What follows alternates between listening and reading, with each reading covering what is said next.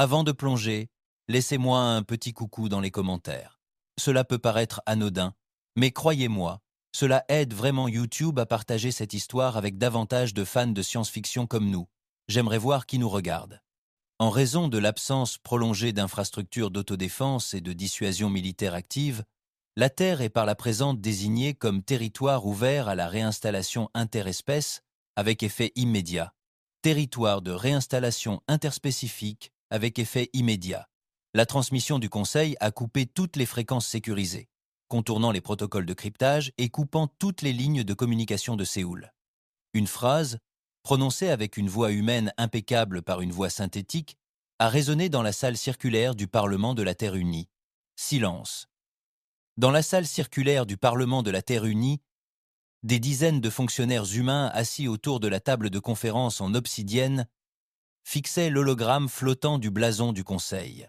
6 sceaux entrelacés, chacun représentant une espèce dominante de l'ordre galactique, le secrétaire Aldon pressa le bout des doigts, le menton appuyé sur ses jointures. « Ils ne nous ont même pas consultés », murmura-t-il. Le ministre Craig Weston ne leva pas les yeux. Ils ne nous avaient pas consultés depuis 20 ans. Face à eux, l'envoyé Lennox ajusta son col et afficha le froncement de sourcils habituel du théâtre diplomatique. « Nous donnerons une réponse officielle », ne répondit personne. Personne ne croyait que cela aurait de l'importance. Le Conseil n'avait pas attendu de réponse lorsqu'il avait appliqué le traité de Junon. Il n'attendait plus. Au-dessus de la Terre, des stations orbitales vibraient doucement de sauts extraterrestres. De minces plateformes minières, peintes d'argent et d'émeraudes stériles, rampaient à travers l'exosphère, siphonnant l'énergie du champ magnétique planétaire. Des navires de récolte sous-marins traînaient des bras biomécaniques scintillants à travers les océans terrestres, leurs coques segmentées portant les marques du conglomérat Jarlat et du Dominion Hydrax. Partout dans le monde, les tours de transmission scintillaient de signaux extraterrestres et les villes humaines bourdonnaient d'une silencieuse occupation industrielle. Les écrans du Parlement de la Terre clignotèrent à nouveau, affichant cette fois le logo du Conseil s'estompant. Personne ne parla de résistance, car personne ne croyait à la possibilité de la résistance. À 3 millions de kilomètres de là, sur une lune gelée en orbite autour de Saturne, une distorsion parcourut les anneaux, à peine perceptible, à peine, mais pas pour tout le monde.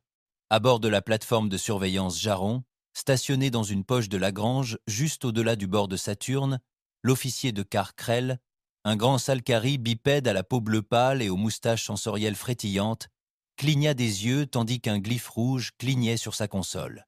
Aberration gravitationnelle localisée.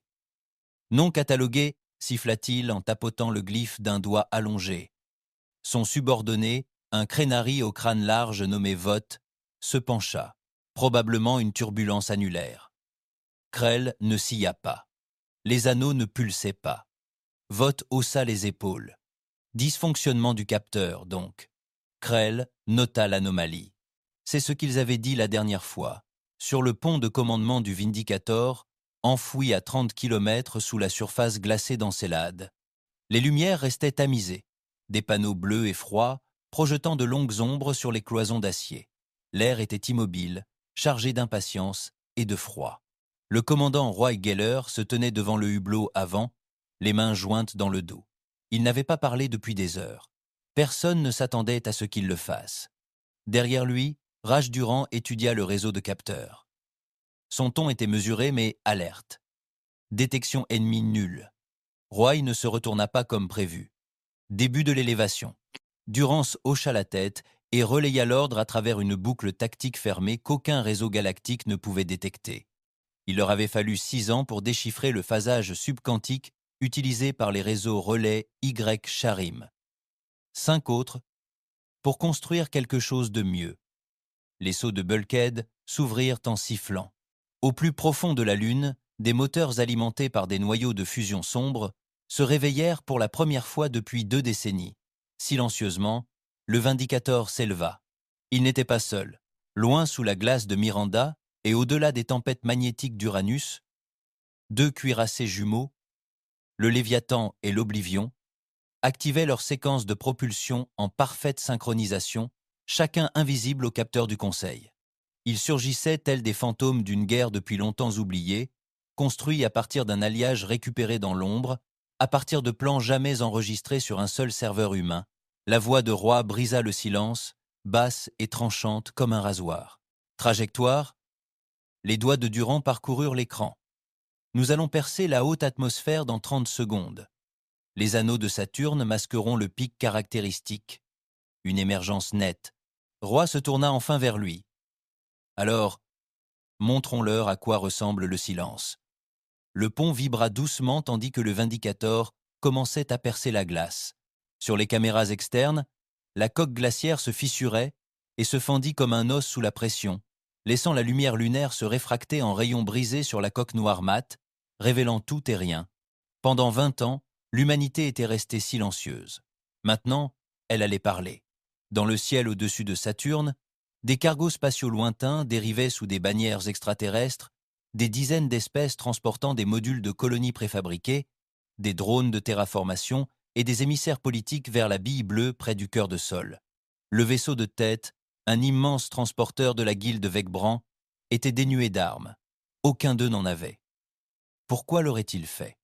La Terre n'avait pas déployé de flotte de défense depuis des décennies. Puis vint la secousse.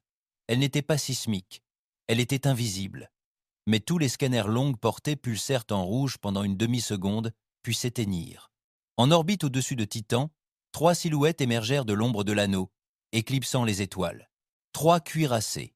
Pas d'immatriculation, pas de signature thermique, pas de diffusion. Juste du mouvement. Chaque vaisseau mesurait plus de 4 km de long. Tous de conception humaine, fusionnaient avec des technologies venues de toute la galaxie. Coque noire, propulsion silencieuse. Armement ne correspondant à aucune classification connue. Le chaos s'empara des communications. Les vaisseaux extraterrestres se sont précipités pour se réorienter. Les systèmes automatisés ont échoué à se verrouiller. Les clés de cryptage ont été inversées. Les transpondeurs se sont brouillés. Puis, une voix, claire et précise, a retenti sur toutes les fréquences ouvertes, de sol jusqu'au centre de relais du Conseil sur Cartus Prime. Ici le commandant Roy Geller. La Terre ne vous appartient pas. Sur Terre, les rues de Nairobi scintillaient de flux dispersés. À Chicago, les citoyens s'arrêtaient en plein trajet, les yeux fixés sur les écrans d'information. À Pékin, les usines ralentissaient, les interfaces de leurs superviseurs extraterrestres s'assombrissant momentanément. Aucune explication, juste une phrase, diffusée partout. Dans l'archéologie orbitale au-dessus de Rio de Janeiro, un ouvrier de maintenance nommé André Cabral restait bouche bée tandis que l'écran creux derrière lui répétait la phrase en boucle. La voix, le nom, Geller. Des murmures se répandirent à travers les vieux réseaux militaires comme le feu et les broussailles sèches. Geller est vivant. Le projet Léviathan était réel. Il a parlé, et la galaxie l'a entendu. Roy se tenait sur le pont du Vindicator, le visage baigné par la lueur des superpositions tactiques. Durance resta à ses côtés, silencieux, observant les signaux se propager. « Une réponse » demanda Roy. Durance secoua la tête. « Pas encore, mais ils écoutent. » Roy se retourna vers le hublot, où le lointain scintillement de la terre brillait pâlement dans le noir. « Qu'ils viennent, pensa-t-il, qu'ils testent ce que 20 ans de silence ont forgé, car la terre n'avait pas capitulé, la terre avait chargé la chambre, les cuirassés ne bougeaient pas. Ils planaient tels des monolithes d'obsidienne au-dessus des anneaux de Saturne, immobiles, silencieux, semant la terreur au-delà de leur masse. Pas une seule arme ne tira, mais des flottes entières commencèrent à se désagréger, telles des machines oubliant leur fonctionnement. Le Vindicateur, le Léviathan et l'Oblivion projetaient de longues ombres sur le champ de débris, des formes noires plus nettes que le vide environnant. Pas un seul coup de feu ne fut nécessaire, aucun bouclier levé, aucune demande formulée. Et pourtant, à travers le convoi de vaisseaux extraterrestres en route vers la Terre, aucune demande formulée. Et pourtant, à travers le convoi de vaisseaux extraterrestres en route vers la Terre, la panique se répandit comme une traînée de poudre. À bord du principal cargo de la guilde Vecbran, le Vacaris Rel, le commandant Tazik bondit en avant dans son harnais de suspension, les mandibules tremblantes. Un Vecbran mince, à 3 yeux, de sang noble, son armure de chitine cérémonielle claqua bruyamment tandis qu'il s'approchait de la console de commande. « Pourquoi n'avons-nous pas verrouillé les capteurs » siffla-t-il. « Télémétrie corrompue » répondit le pilote. Une Vedrati filiforme aux crêtes cervicales allongées et aux implants biosynthétiques saillants sur les épaules. Les signatures sont en phase. Une sorte de boucle de rétroaction nous renvoie nos scans. Je n'arrive pas à les isoler. Tazik frappa la console d'une main griffue. Augmentez l'autorisation du transpondeur. Tous les canaux. Nous émettons sur toutes les bandes, dit un autre officier, la voix tendue. Mais notre signal est en train d'être réécrit en cours de route. Notre balise indique une logistique humaine non identifiée. Nous sommes identifiés comme trafic civil local. Des rapports similaires ont afflué à travers le convoi. Le transport de troupes Kalnari Sovolrich a perdu toute communication avec son escorte. La barge de traitement Teksha et Munvra a signalé une désorientation complète de la navigation. Ces données stellaires montraient Saturne dans 3 positions différentes simultanément, et à bord du transporteur diplomatique 6 mètres de Dalaran, des lumières auxiliaires clignotaient sans motif, tandis que l'IA de bord commençait à rediriger l'alimentation vers des sous-systèmes inexistants. Aucune arme n'avait tiré, mais le convoi était désarmé, aveuglé et sourd. Tazik se tourna brusquement vers son officier des communications. « Sommes-nous brouillés ?»« Non, » dit doucement l'officier en ajustant son casque. « On nous renvoie des images miroirs. Tout ce que nous transmettons est déformé. On se parle à nous-mêmes. » Le commandant Vecbrand fixait l'écran. Les dreadnoughts n'avaient pas bougé d'un pouce. Les membres d'équipage de plusieurs navires commencèrent à signaler des hallucinations dues à des surcharges de rétroaction. Des lumières pulsaient en parfaite synchronisation avec les battements de cœur. Les stations de navigation balbutiaient des coordonnées en chiffres humains anciens. Des exercices de panique furent lancés, mais les protocoles échouèrent. La flotte n'était pas attaquée. Elle se désintégrait. « Envoyez des messages de détresse au Conseil », ordonna-t-il. « Code de marché Prime. Il s'agit d'une incursion militaire. » Il ne remarqua pas l'écho de sa propre voix, décalée d'une demi-seconde, subtilement altérée. Sur le pont du Vindicator, l'atmosphère était calme, clinique. Aucune lumière ne clignotait, aucune alarme ne retentissait. Seul résonnait le rythme régulier de systèmes silencieux, répondant à des paramètres préprogrammés, des algorithmes conçus pour déstabiliser et non détruire. Roy Geller, immobile, observait le convoi extraterrestre s'immobiliser dans le vide. Chaque icône de l'écran tactique clignotait de manière erratique, s'agitant, s'arrêtant, puis clignotant à nouveau.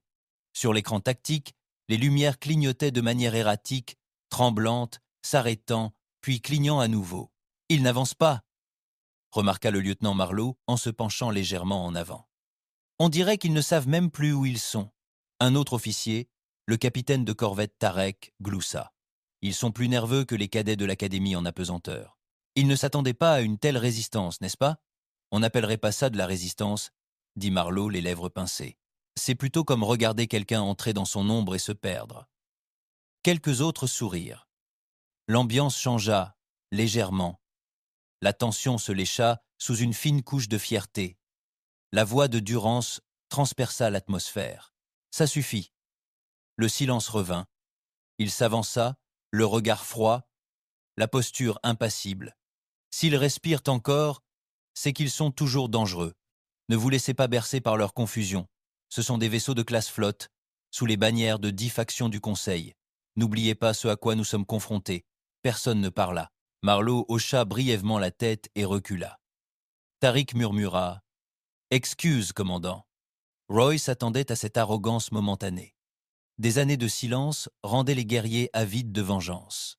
Mais ce n'était pas le moment de se laisser aller. Les yeux de Roy ne quittaient pas la carte tactique. Notre silence était stratégique. Il croyait que nous laisserions notre monde natal être conquis sans combattre. Cette croyance marqua leur chute, ou du moins le début. Durance lui jeta un coup d'œil. Roy poursuivit d'une voix ferme. « Ils ne sont pas préparés, mais trop d'arrogance a déjà anéanti trop d'empires. Nous ne serons pas les prochains. » Un silence pesant, puis Durance répondit d'un hochement de tête. « Compris. » La salle se calma. L'erreur de jugement corrigée. En contrebas, le convoi était quasiment immobilisé. Les vaisseaux plus petits quittaient la formation, et les systèmes de pilotage automatique tournaient en boucle sans fin sur des trajectoires erratiques, incapables de confirmer le positionnement ou les vecteurs de vitesse. Puis les premières transmissions de panique rompirent le confinement. Ici, Saymet au commandement de Cartus. Sursaut de priorité, émergence humaine hostile, vaisseaux inconnus, configuration non standard, émergence humaine, vaisseaux inconnus, configuration non standard, demande de renfort immédiat, le message se coupa en parasite. Une autre transmission se propagea, grésillant de distorsion. On est écrasé. Je le répète, nos hiérarchies de commandement sont contournées. L'intégrité de l'IA est compromise. Ce n'est pas le protocole. Durance leva les yeux du panneau d'interception du relais. Celui-là était passé. Roy hocha la tête. Qu'il fasse du bruit. Que le Conseil entende. De l'autre côté de la galaxie, dans la tour d'obsidienne du Présidium du Conseil galactique, la transmission circulait en boucle sur une douzaine de consoles cryptées. Une silhouette encapuchonnée, à la peau noire et brillante, ornée de tatouages fractales le long du crâne, se pencha en avant. Le chancelier Vrolkir du consortium Metel plissa 4 yeux horizontaux. « Interférence humaine », dit-il. L'être à sa gauche, un dignitaire corpulent de Koresh nommé Kalor Mur, Ricana. Ce système est démilitarisé. Nous y avons veillé. Le traité de Junon a été signé par des humains aujourd'hui disparus, interrompit l'amiral Suvan de la coalition Jalette, ses mâchoires écailleuses se crispant. On ne peut pas gouverner par supposition. Le débat s'enflamma. Trop bruyant. Trop d'espèces se parlaient en même temps dans trop de dialectes. Finalement, le président du conseil, Joran, frappa le panneau d'un ton retentissant. Assez. Il se tenait debout, majestueux dans sa haute crête et ses vêtements d'ivoire. Ses longs traits anguleux portaient le poids de 300 ans de pouvoir. Ils ont commis un acte de provocation ouverte. Traité ou non, il s'agit d'une ingérence directe dans les opérations réglementées par le Conseil. Le secteur terrestre doit être stabilisé. Un vote fut organisé. 17 espèces répondirent en moins d'1 minute. Le résultat fut unanime. 40 navires de guerre reçurent le feu vert pour un déploiement rapide sur sol. Ils appelèrent cela une flotte de stabilisation. De retour à bord du Vindicator, les icônes sur l'écran changèrent de couleur. Durance croisa les bras. Ils ont arrêté de transmettre. Ils ont voté, répondit Roy, le regard froid.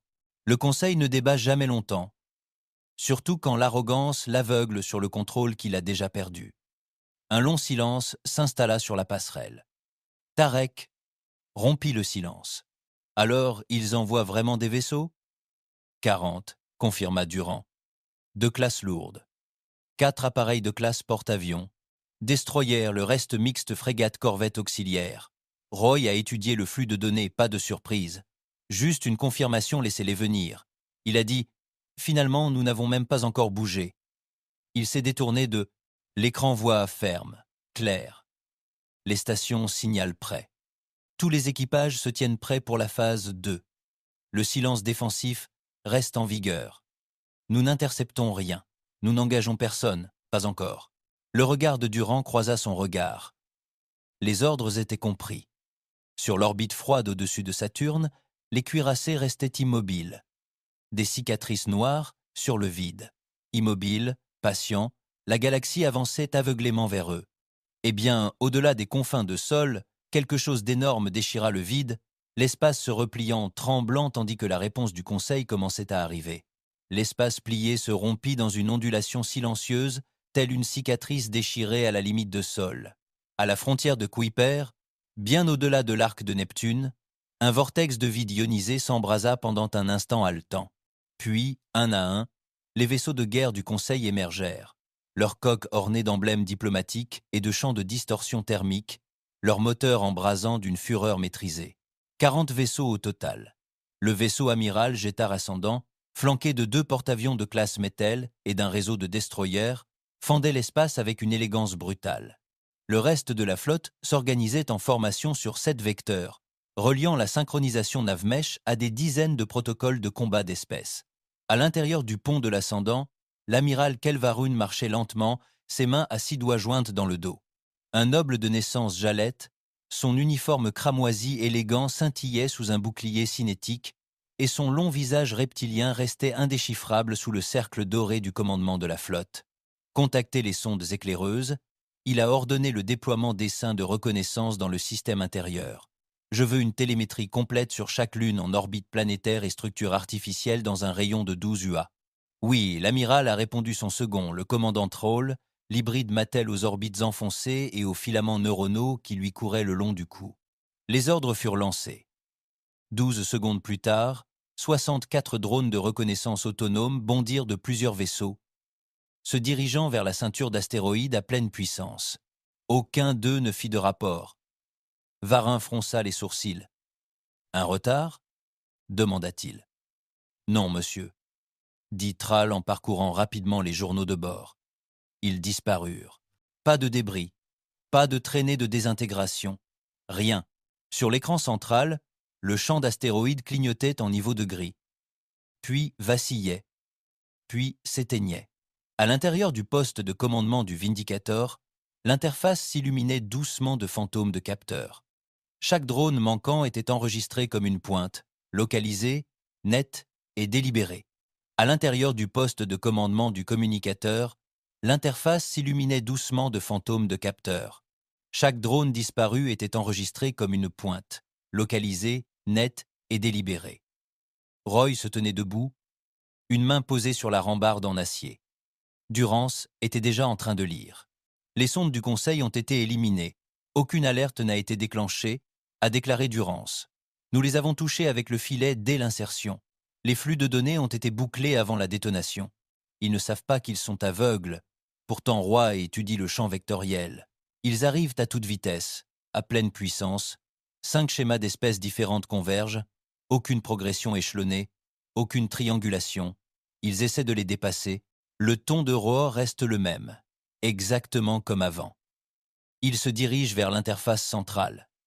De 2 gestes, il active un calque dormant sur la carte.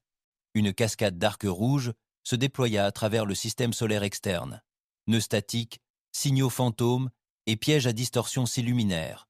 Lancez le réseau de dissonance 3. Nous commençons par un flou doux, puis le labyrinthe. Durance actionna la console. Déploiement en cours.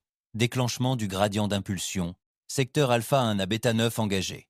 À travers le système externe, l'espace lui-même commença à se déplacer. Les destroyers du Conseil postés sur les flancs de la flotte signalèrent de soudaines turbulences. Leurs systèmes de navigation recalculèrent 3 fois en 5 secondes. Les cartes de Starfix tournoyèrent. Les puits de gravité planétaire enregistrèrent des distorsions là où il n'y avait aucune masse. L'un des capitaines Crenary à bord du croiseur Gravat Bane frappa son interface d'une main griffue. Où est la balise? Le point Junon se décale de 3. Pour l'UA, ce n'est pas une dérive stellaire. Dans l'ascendant Jetard, la voie de Varin trancha à travers le pont, commençait la formation de propagation subluminique. Nous sommes manipulés. Il avait raison. Ils étaient à l'intérieur d'une coquille d'interférence gravitationnelle, en forme de surface intérieure d'un champ de mines. Mais aucune des mines n'explosa. Ils étaient confus. Ils murmurèrent. Ils tirèrent sur le Vindicator. Durance se pencha en avant. 3 secteurs furent perturbés. Point de sortie de repli dégradé. Ils commencèrent à fragmenter un fragment. Les communications se redirigent en boucle. Roy hocha la tête.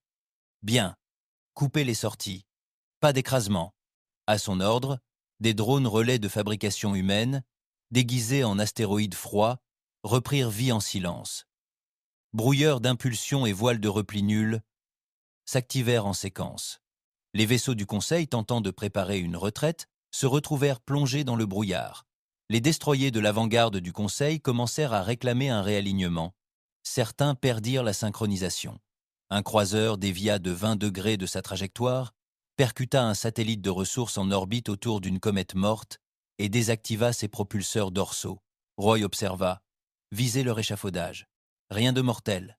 En orbite autour de Vénus, des nœuds satellites humains, longtemps endormis, se sont activés, modifiés grâce à une technologie extraterrestre volée des années auparavant au convoi marchand de Jalit. Ils ont émis des signaux fantômes à faisceaux étroits, ciblant les couplages d'énergie, les réseaux de refroidissement et les conduits de transliaison. En quelques minutes, 3 porte-avions ont signalé des pannes en cascade sur leur réseau d'armes externes. « Monsieur », dit le lieutenant Koenig, les yeux écarquillés, observant le chaos depuis la console tactique secondaire. Ils ne tirent pas. Ils sont en train de se désagréger. Nous les avons complètement bloqués. Roy n'hésita pas. Bien. Maintenant, embrouillez-les encore plus. Durant a activé la charge utile secondaire. À 3 endroits de la ceinture d'astéroïdes, de faux champs d'épave ont été projetés.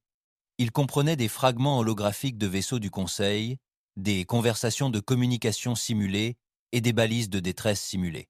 Chaque élément était conçu pour ressembler au résultat d'assauts ratés contre un ennemi invisible. Roy y ajouta lui-même un détail.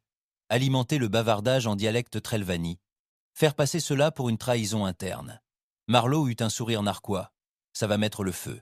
Quelques instants plus tard, les canaux de combat cryptés du Conseil furent inondés de cris confus. Nous avons été pris en embuscade. Notre ligne arrière s'est effondrée.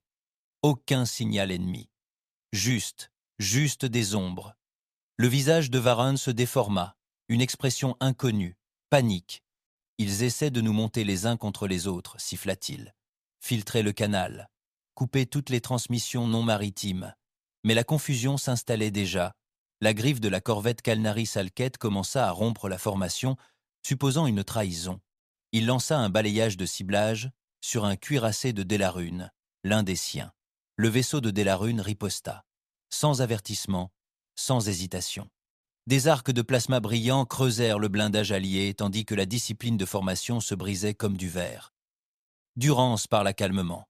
« Nous ne les avons pas touchés, commandant. » Roy hocha la tête. « Pas besoin, » murmura Koenig, « plus pour lui-même que pour quiconque. Ils se défont plus vite que prévu. »« Pas assez vite, » dit Roy en scrutant à nouveau la carte. « Ils croient encore pouvoir se rassembler, » répondit Durance, les yeux plissés.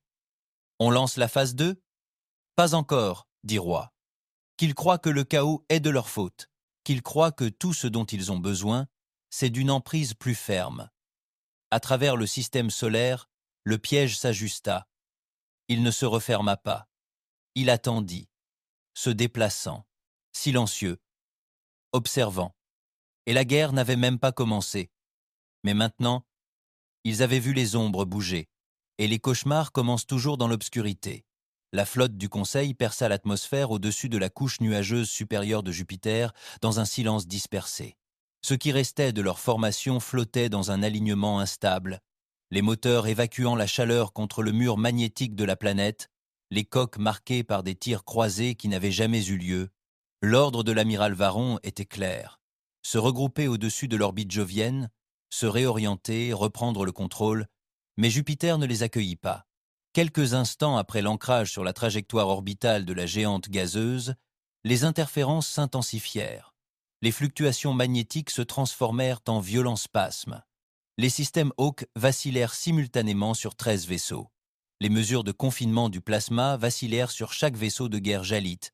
La lune Io s'embrasa sur les capteurs extérieurs, ses panaches sulfuriques pulsant selon une synchronisation anormale. « Ce champ gravitationnel n'est pas naturel », gronda le commandant Troll depuis la station tactique de l'ascendant. Les prises de l'hybride métal laissaient échapper de la lumière provenant de filaments neuronaux surexcités. « C'est synthétique.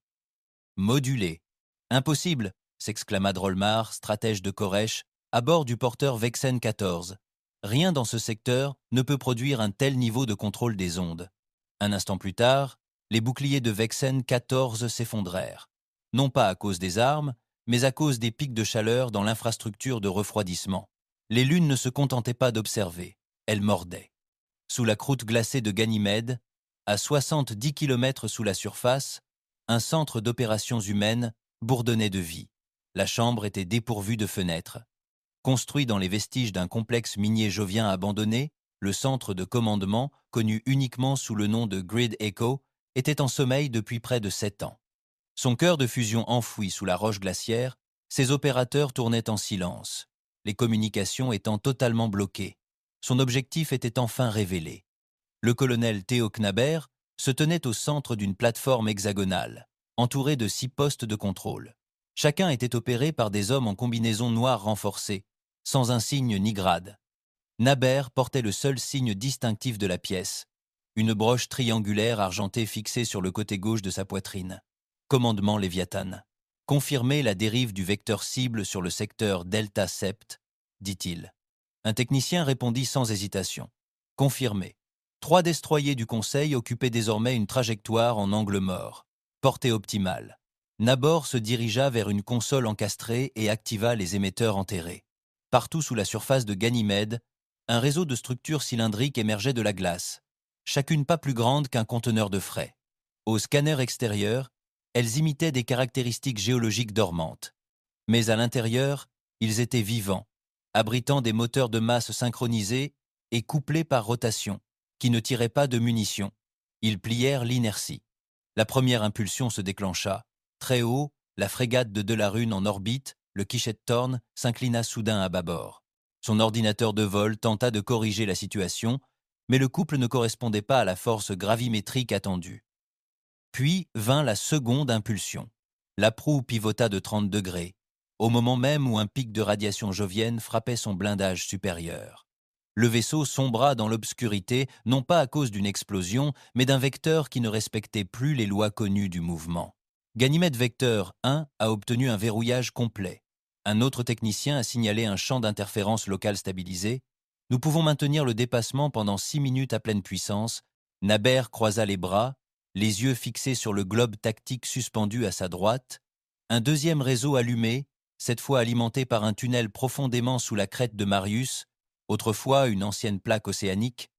Ici, d'anciens tunnels miniers humains avaient été convertis en projecteurs d'impulsion de chaleur alimentés par des cellules d'hélium-3 enterrées et stabilisés par des conduits supraconducteurs Wisherim volés il y a plus de 10 ans. Le système a émis des fantômes thermiques, des traînées d'énergie fantômes qui ont trompé les capteurs de chaleur et les IA de suivi de combat.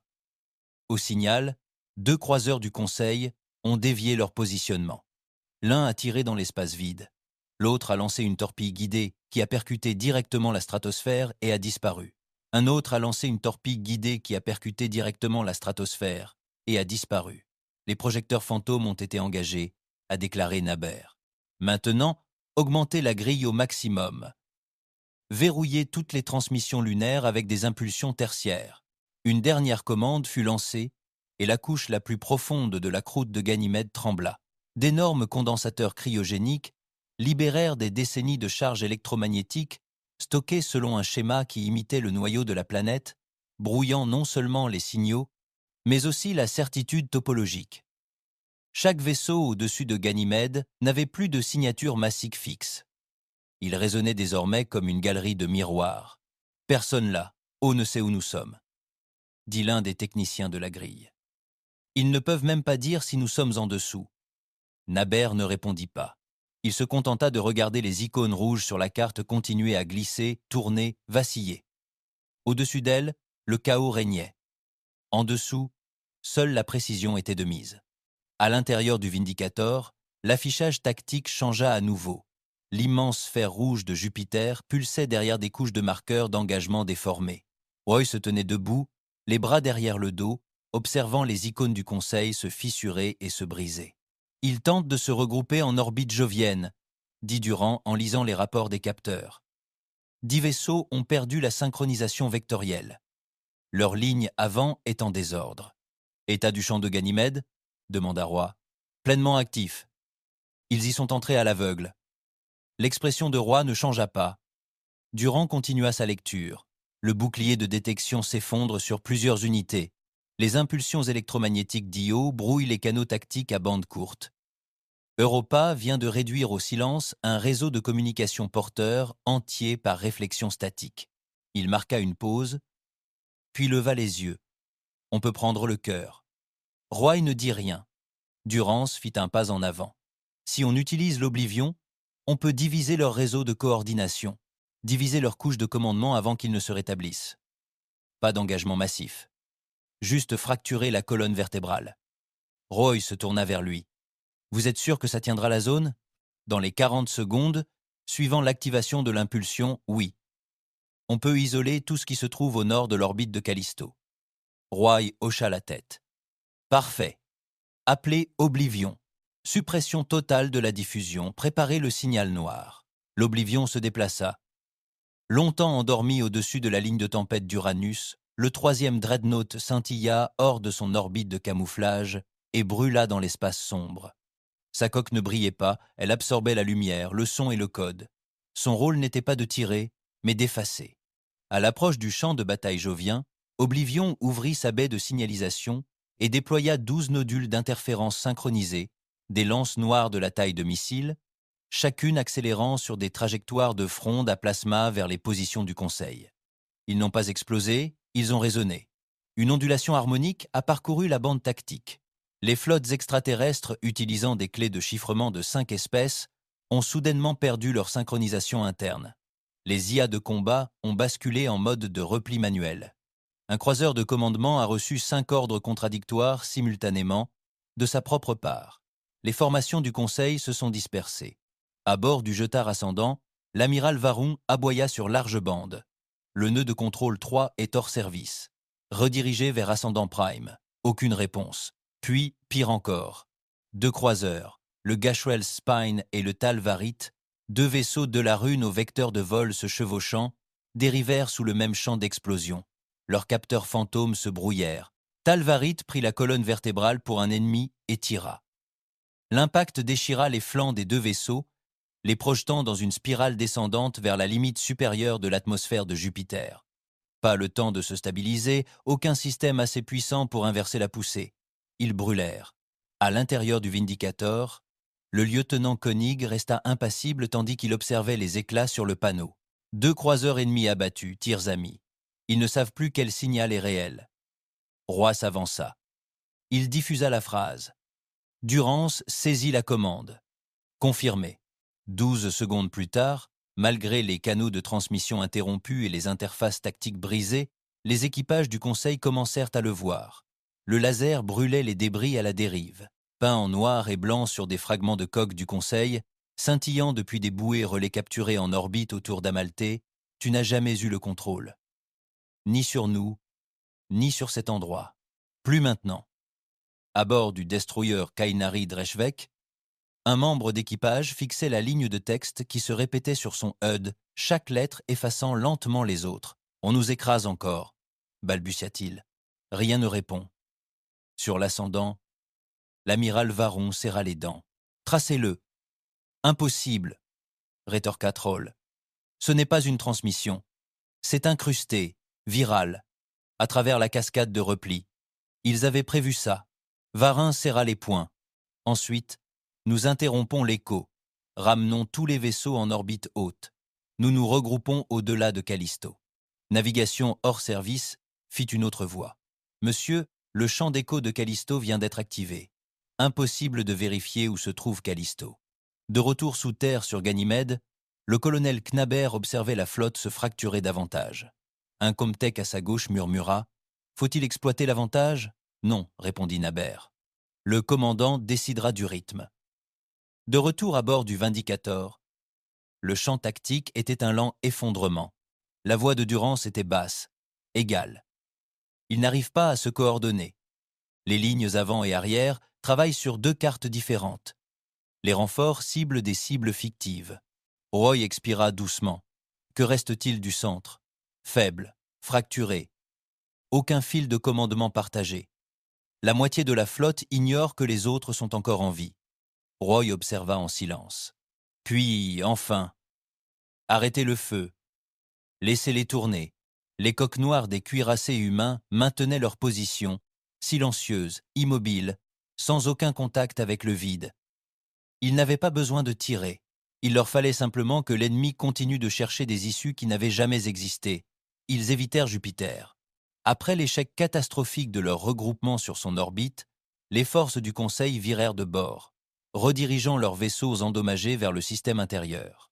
Dispersés, désynchronisés et sans chaîne de commandement stable, ils cherchèrent refuge à proximité. Et qui dit proximité dit Vénus. L'amiral Varin, ensanglanté mais pas encore brisé, ordonna la création d'un corridor vers la 2e planète depuis Sol.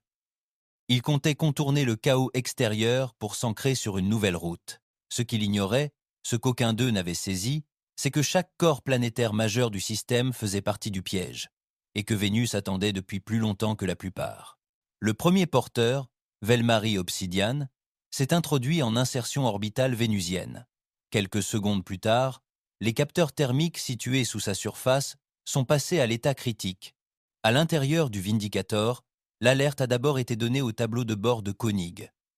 Efflorescence thermique au contact ennemi. Vecteur vénusien. Roy s'est légèrement retourné.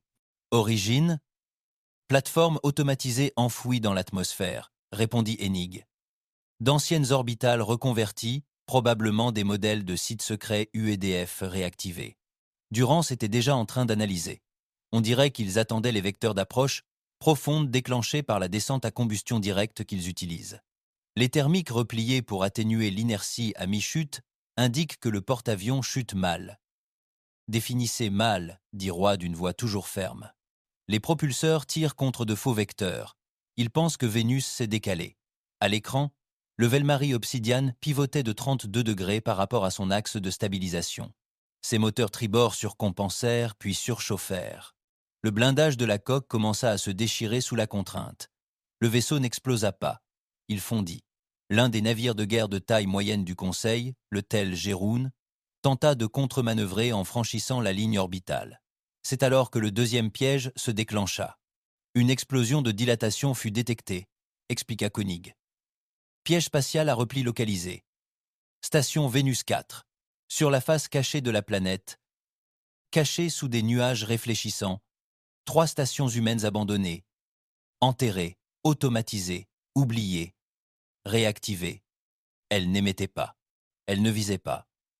Elles se déformaient. Une impulsion toutes les 11 secondes, chacune alignée avec la courbure de l'atmosphère. Les capteurs Telgeron indiquaient 3 positions pour le même objet. Il essayait de se verrouiller sur aucun. Son guidage échoua. Il percuta ses propres ailerons stabilisateurs à mi-tour.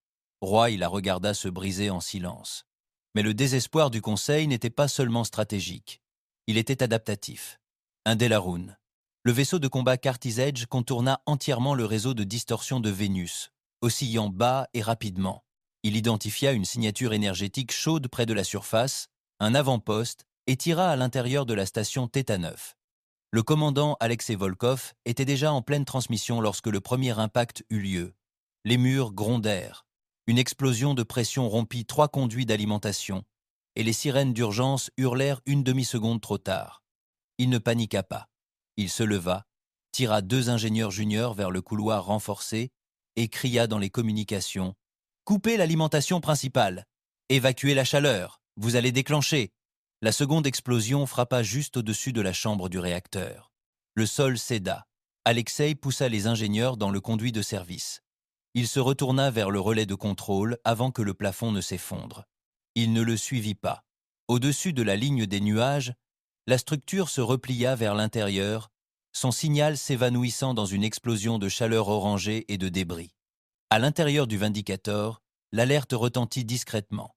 Perte confirmée, dit Durand. Theta 9 a disparu.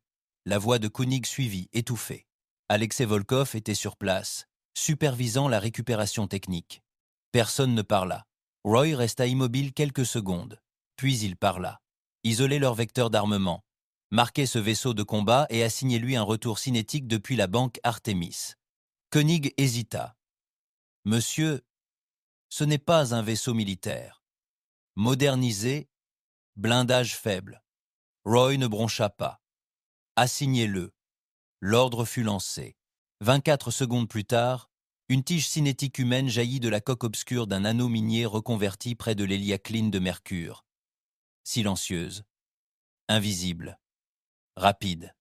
Le bord de Carty ne perçut pas l'impact. Elle déchira son pont longitudinal comme une aiguille dans un tissu. Elle pivota une fois, puis cessa d'exister. De retour dans le Vindicator, le silence s'installa. Durand s'avança. Monsieur, les hommes de Theta, c'était l'unité du commandant Alexei Volkov. Le regard de Roy ne bougea pas. Ils étaient de la logistique avancée, pas destinés à une frappe directe. Sa mâchoire se contracta. Juste une fois. Destinée à une frappe directe. Sa mâchoire se contracta. Juste une fois. Le Conseil vient de nous apprendre qu'il s'adapte. La tension monta. Personne dans la pièce ne bougea. La voix de Durance baissa. Plus basse maintenant. Alexei croyait que la victoire n'avait d'importance que s'il restait quelque chose d'humain dans le camp vainqueur. Roy répondit, tout aussi calme. Et peu, être en a-t-il encore. Mais la paix ne se gagne pas à main nue. Pendant un instant, Durand resta muet. Lorsqu'il le fit, ce fut avec douceur.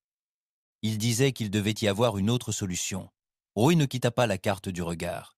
Et c'est pourquoi il mourut le premier. Parce que la miséricorde est plus lente que le feu. La salle se tut. Plus de sourires narquois, plus de silence. Juste l'éclat du chant tactique et le poids de cette vérité. Durand retourna à son poste. Koenig ne parla pas. À son poste, Koenig ne parla pas. Marlowe non plus. Ils comprirent. Dehors, Vénus brillait, indifférente. Les couches orageuses grondaient avec une violence silencieuse, masquant de vieux satellites réactivés par un code fantôme, dissimulant des armes conçues sans gloire, juste pour l'usure. La tentative de contournement du Conseil avait échoué, et Roy venait de se rapprocher de la limite de sa propre conception. Le signal était subtil, juste assez erratique pour ressembler à une transmission précipitée. Une demande d'autorisation logistique d'urgence émanant d'une station humaine avancée proche de l'orbite martienne, flanquée d'échos de transpondeurs falsifiés et d'une balise de détresse brouillée provenant d'un véritable vaisseau détruit 4 ans auparavant, était intentionnellement bâclée et le Conseil a mordu à l'hameçon. Après le revers de Vénus, leur désespoir a pris forme. Ils avaient besoin d'un terrain stable, une victoire symbolique. Mars, stratégiquement situé, riche en ressources, au cœur de tous les vecteurs du système interne, semblait ouverte, vulnérable, fracassante. Ils ont tout envoyé. Plus de 60% de leur flotte survivante s'est réorientée et a explosé pour la planète rouge. Aucune précaution, aucune reconnaissance, juste de la vitesse. À l'intérieur du Vindicator, Roy Geller se tenait à l'interface avant, les yeux scrutant le tableau tandis que les icônes se multipliaient sur le vecteur martien. Sa voix était basse. Confirmation? Koenig hocha la tête. Les vaisseaux du Conseil initient leur insertion orbitale. Regroupement au-dessus de l'équateur. Masse maximale près du quadrant d'Arès. Ils sont tous à bord. Durand s'avança, scrutant un écran secondaire. Ils interprètent cette station orbitale comme si c'était la clé. Aucune résistance enregistrée, aucun réseau de défense. Ils pensent que nous cédons sous la pression. Roy ne quitta pas l'écran du regard. Parfait. Laissons-les faire. La station orbitale, Typhon Relay 3, avait été déclassée 10 ans plus tôt, mais son signal avait été modifié, rétabli, juste assez actif pour être tentant. Son réseau de blindage était partiellement alimenté, son réseau de communication ouvert, une fissure dans la ligne, parfait. Durance tapait à travers les affichages superposés. 5 sphères étaient actifs. Cérès, Nettuno, Encelado, Europe et Titan, tous alignés sur la convergence martienne, l'étalonnage final étant maintenu. Rowe se retourna. État des équipes au sol, phase interminée. Secteur rouge sécurisé. Nous avons confirmé les liaisons montantes depuis Olympus Mons, la base d'Arcadia et le site Borealis. Des escouades Gamma sont en position à Valmarineris. Sous la surface de Mars, des bunkers humains ont été mobilisés. Des unités d'infanterie d'élite, toutes issues de programmes noirs post-Juno, étaient déjà implantées dans des régions clés. Ils n'étaient pas équipés pour la guerre traditionnelle. Ils étaient taillés pour la déstabilisation. Ingénieurs équipés de charges creuses, spécialistes de la falsification de signaux et saboteurs de canons électriques, entraînés à détruire les réseaux de propulsion sous la croûte terrestre. Le colonel Travis Roark, commandant des équipes du Valais, a émis les codes d'accès définitifs depuis une chambre de pressurisation souterraine creusée dans du basalte ancien. Sa voix résonna contre l'acier et la poussière. Déploiement du réseau. Verrouillage de toutes les fréquences, sauf la nôtre. Et alerter les unités d'attaque. 5 minutes. Puis saignez-les. Le ciel martien changea. Au-dessus, tandis que l'armada du Conseil resserrait son emprise sur l'orbite, le Vindicator se mit en position. Il dérivait juste assez près pour être vu, juste assez lent pour paraître endommagé. Un seul relais atmosphérique sur Phobos a pu rester actif. Un seul. Son flux de données a révélé une brèche dans la grille de défense extérieure du cuirassé, une aile de capteur fracturée et une signature d'évent de coque compatible avec un dysfonctionnement du refroidissement. Faux, mais convaincant. Donnez-leur 20 minutes pour digérer le schéma, dit Roy. Alors, coupez la liaison Phobos. Laissez-les croire que c'est leur dernière chance. Koenig observa la télémétrie. Ils commencent à se déplacer, se rapprochant de la brèche. Durance observa silencieusement, puis vérifia les superpositions de convergence. 2 groupes de combat se dirigent droit vers le Vindicator, 5 autres se redirigent vers le secteur Phobos. Il pense avoir trouvé le point faible. Roy hocha la tête. Activer les amortisseurs internes, pas de contre-signature. Qu'il croit pouvoir monter à bord. Marlowe, qui surveillait les alimentations électriques du vaisseau, haussa un sourcil. Vous voulez qu'on ait l'air impuissant? Je veux qu'il touche le fil. À l'intérieur du Jatar ascendant, l'amiral Varin se pencha sur une projection creuse de l'orbite martienne. La sphère rouge tournoyait sous un réseau croissant de vecteurs de flotte du Conseil. Sa voix était pressante, mais pas encore paniquée. Flançait. On les presse avant qu'ils ne se regroupent. Les dreadnoughts se défoulent. C'est le point de mort. Le commandant de la flotte Koresh à côté de lui, le général Ulmovac, plissa 4 yeux, soupçonneux. Leur position est trop délibérée. On ne dirait pas un effondrement, mais plutôt une invitation. Varin rétorqua. Invitation ou pas, c'est notre meilleure chance. Si on tergiverse, il se réorganise. Ulmuvac ne dit rien de plus. L'ordre était donné. La flotte s'élança. Les yeux de Durand se plissèrent tandis que sa console affichait une confirmation. Ils mordirent. 14 vaisseaux se réorientent pour engager le Vindicator. 6 descendent vers Phobos. 2 croiseurs s'avancent pour couper notre ligne arrière. Exactement là où nous ne sommes pas. Roy le regarda. Nous sommes dans l'aveugle? Durand hocha la tête. Complètement. Aucune télémétrie vers notre formation principale. Aucun signal ne rebondit. Nous sommes dans leur zone morte. Le ton de Roy ne changea pas. Puis, allumez le piège. À travers le système solaire, 5 des 7 sphères s'alignèrent. Céret, un relais de fusion compressé, a fait éclater une boucle de données qui a réduit à néant la portée hyperspatiale de tous les vaisseaux à proximité. Natuno, des nœuds de réfraction en champ profond ont déformé l'écho spatial réel, annulant les liaisons montantes tactiques. Encelade, des réseaux de modulateurs de gravité ont pulsé en rythme, créant un puits inertiel autour de l'orbite martienne. Europe et Titan rejoignirent les derniers, amplifiant la confusion des signaux par de fausses ombres orbitales et des balises IFF mal alignées. Ce n'était pas une destruction, c'était un désassemblage de l'intérieur. Alors que l'armada du Conseil se rapprochait de Mars, leurs vaisseaux commencèrent à dériver de quelques millisecondes hors de leur orbite, puis de secondes, puis de minutes. Le temps se fractura comme du verre. Les armes tirèrent avant l'ordre, les autonaves tournoyèrent sur de fausses étoiles.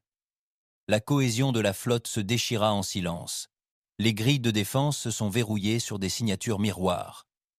Les passerelles de commandement ont perdu la trace de leur position par rapport à la planète.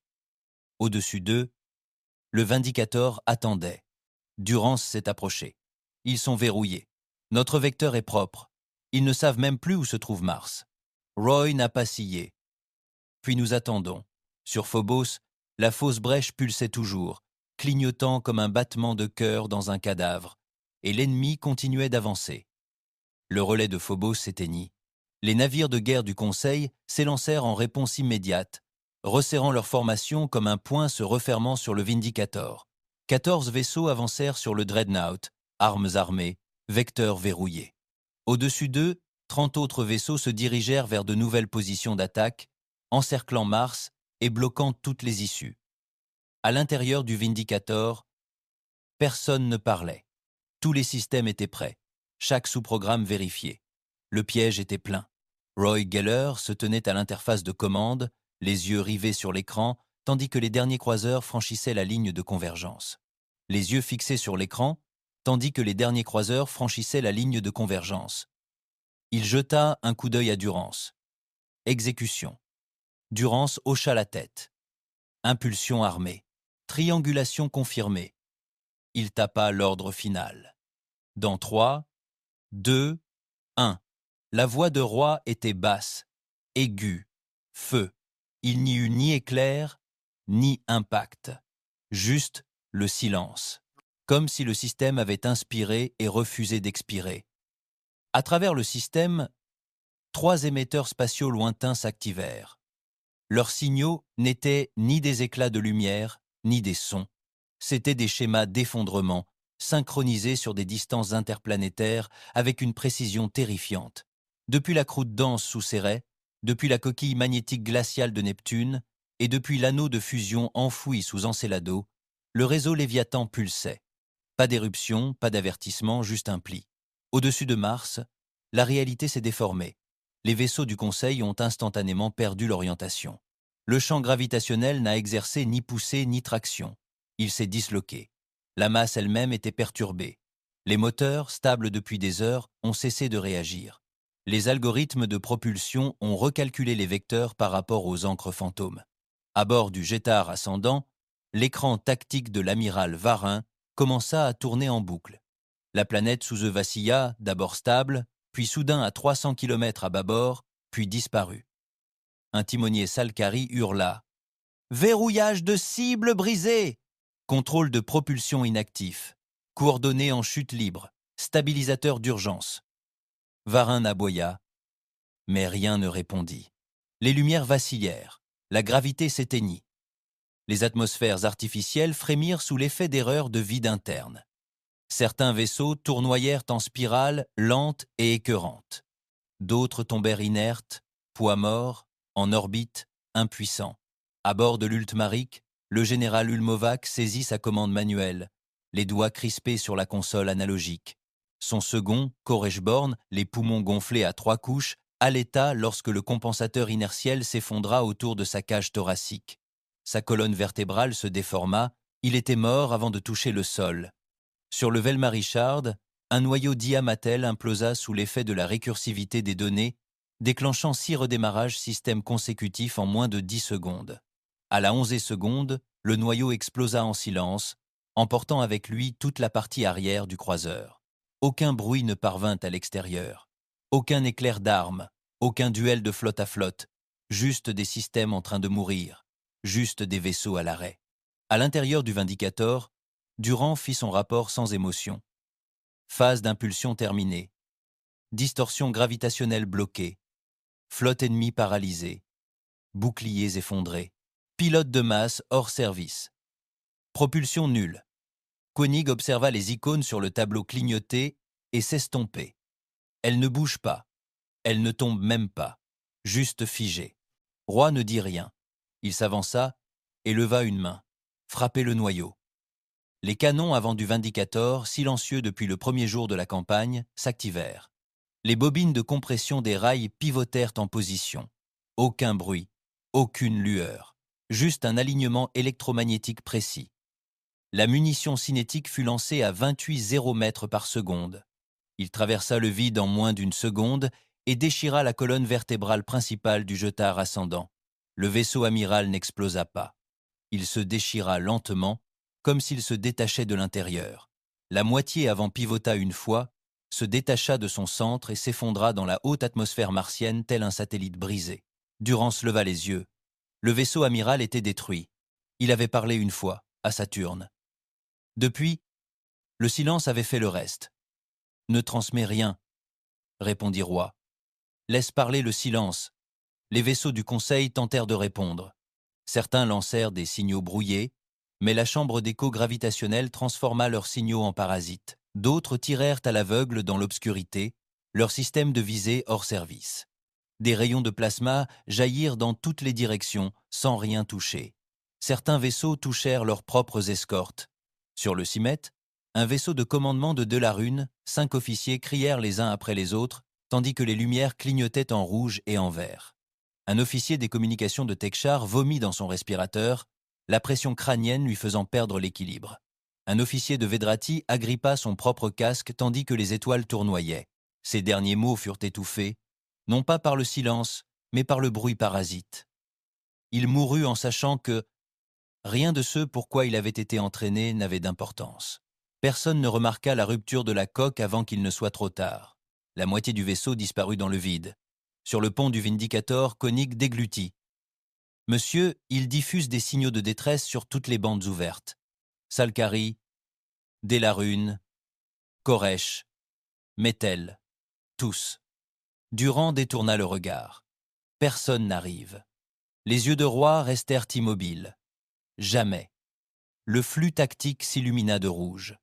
Des milliers de contacts ennemis apparurent sur le terrain. Puis ils disparurent, un par un. Chaque icône vacilla, s'estompa, puis disparut. Ni par l'impact, ni par le son. Tout simplement disparu. Les systèmes ont échoué. Les vaisseaux ont perdu leur oxygène, leur énergie, leur navigation. Un destroyer près de Phobos a tout simplement cessé de produire de l'électricité. Ses lumières se sont éteintes comme une maison qui s'obscurcit au loin. Koenig murmura « Ils ne savent même pas ce qui les tue. » « Non, répondit Roy. C'est bien là le problème. À l'écran, un vaisseau de combat Kielnari a filé en spirale, impuissant, puis s'est éteint. Un croiseur Jalit s'est écrasé contre sa propre corvette. 2 frégates ont dérivé trop près de Mars et ont été entraînées en orbite basse. Ont brûlé silencieusement et se sont désintégrées à leur entrée. La dernière transmission reçue provenait d'un vaisseau de reconnaissance Tekshar mineur, brouilleuse, fissurée, terrifiée, système défaillant, propulsion bloquée. À tous ceux qui s'en soucient, les coordonnées s'effondrent. Nous ne sommes pas... Silence. Durance regarda la dernière icône rouge du tableau s'éteindre. Le secteur est libre. Roy baissa la main. Pas de survivants, dit Koenig, presque une question. Pas de réponse, confirma Durance. Ils sont partis. Roy fixa le champ vide. Alors qu'ils ne se souviennent de rien, dit Roy. Pas de visage, pas de message. Juste le silence qui les effaçait. L'espace, pas de message. Juste le silence qui les effaçait. Hors de la surface, Mars restait intact. Et l'espace, pour la première fois depuis que le piège s'était déclenché, était de nouveau silencieux. Le Vindicator maintenait sa position, sans lumière de victoire, sans balise de signalisation, juste une silhouette noire observant le silence qui s'était installé. Le silence ne prit pas fin, il perdura, tel un avertissement qui se déploie encore. Après la disparition de la dernière icône rouge du tableau tactique, aucune nouvelle cible n'apparut. Aucun renfort ne surgit de l'espace replié. Pas d'appel, pas de ping. Le vide autour de Mars demeura immobile, silencieux, d'une manière qui ne ressemblait pas à une conséquence, mais à un avertissement. À l'intérieur du Vindicator, les systèmes restaient en mode passif. Roy se tenait immobile à la fenêtre d'observation, les mains derrière le dos, la vitre ne reflétant que du noir.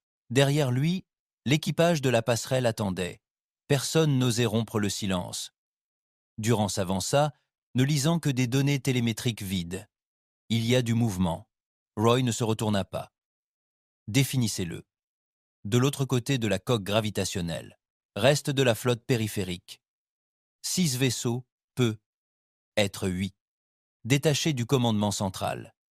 Ils n'avancent pas. Il marqua une pause. Ils partent. Sur l'écran, une demi-douzaine de vaisseaux extraterrestres, des éclaireurs, des croiseurs de soutien et une frégate endommagée quittaient l'orbite martienne. Ils avançaient lentement, sans armes, sans formation, sans diffusion. S'éloignant, Koenig leva les yeux de sa console. Aucune réponse aux appels de détresse. Il les ignore. Ce ne sont pas des survivants, dit Durand. Ce sont des témoins. La voix de Roy était neutre. Bien. 12 heures plus tard, à travers le réseau galactique, la première transmission interceptée du Conseil fuyait. Elle était brute, non filtrée. Une série de messages d'urgence envoyés lors de l'effondrement de l'impulsion, remplis de cris se chevauchant dans plusieurs dialectes, sans cohérence ni espoir.